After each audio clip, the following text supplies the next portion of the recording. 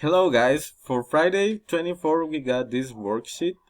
You need to answer all the activities, okay? In the activity number 1 you got complete the words with the missing letters and solve the crossword. Solve this crossword and complete the words with the missing letter. In the number 2 we got write the names of the fruit below here.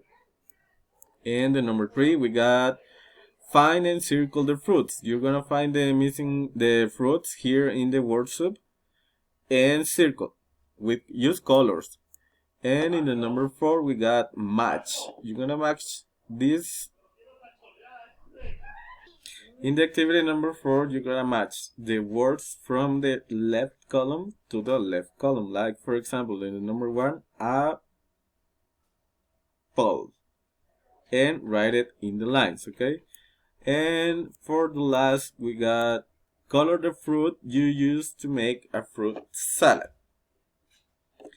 That's all for this week, guys. Goodbye.